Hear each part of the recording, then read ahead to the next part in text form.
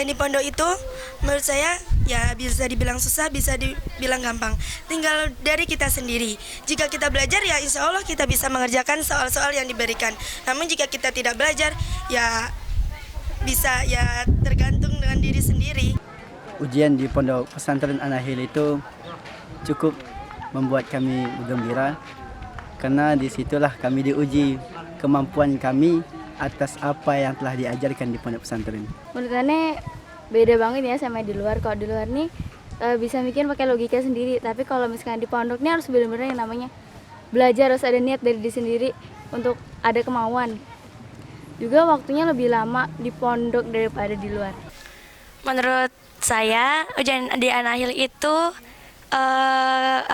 ketat, nggak bisa nyontek. Nah, terus pengawasnya juga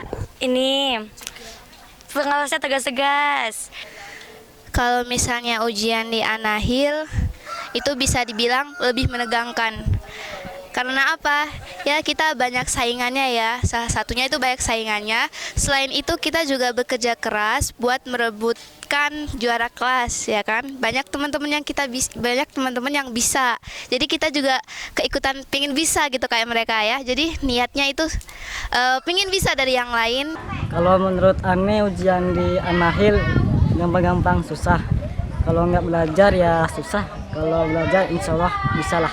Ujian di An-Nakhil itu menurut Ana ya mudah, waktu belajarnya juga terkontrol. Ujian di pondok itu adalah ketat karena ujian di pondok itu memiliki kejujuran yang sensitif. Sebagai contoh, anak kelas 1 sampai kelas 6 pasti diacak karena agar kejujurannya terlihat dan tidak ada kesalahpahaman di antara satu sama lain.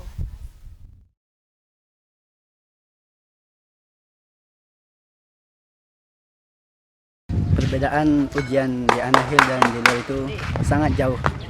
Misalkan kalau di ujian di An-Nakhil itu soalnya berupa yaitu esai dan ada juga bahasa Arab itu lebih banyak dan pengawasnya pun begitu ketat sehingga membuat kita lebih mandiri.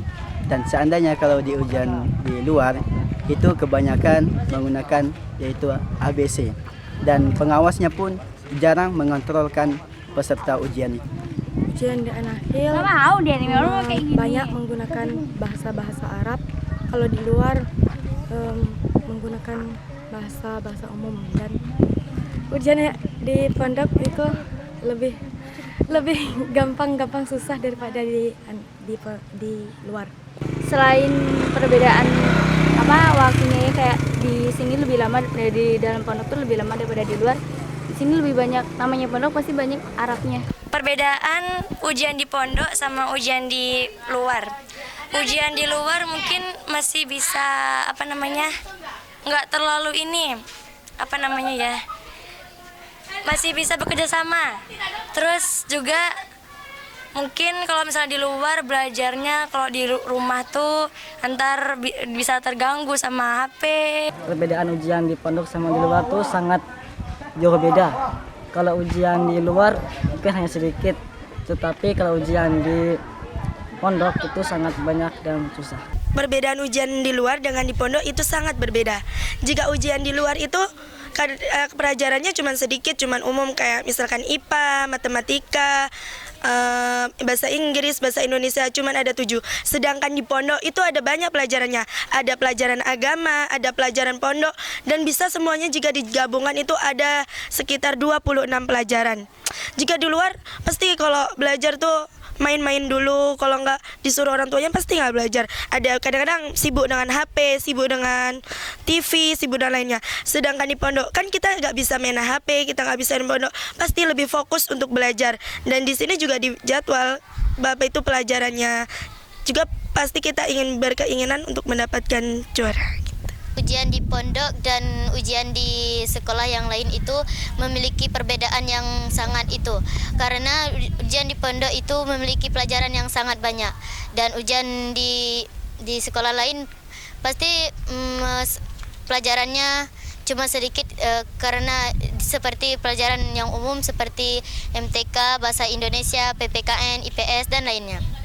Tetapi di pondok itu memiliki banyak pelajaran seperti bahasa Arab sehingga kita bisa berbahasa Arab sehari-hari, dan mutalaah, tafid, dan lain-lain. Perbedaan antara ujian di pondok dan di luar. Ini di luar dulu ya.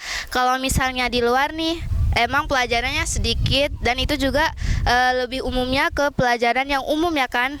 Nah, dan juga kita juga kalau misalnya ujian di luar tuh kurang fokus, kurang dapat pengaturan yang ketat ya kan. Orang tua juga sibuk dengan pekerjaan sendiri. Nah, kita juga tidak ada yang mengatur waktu kita itu. Nah, jadi kepotong sama bisa jadi menonton televisi, dengan memain sosial media yang alatnya dinamakan handphone, seperti itu. Kita juga banyak bermain-mainnya kayak gitu.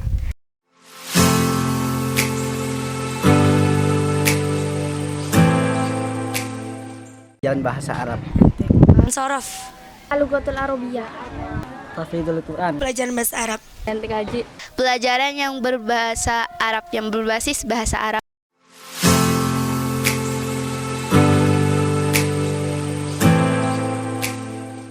Anahil bisa. Anahil bisa.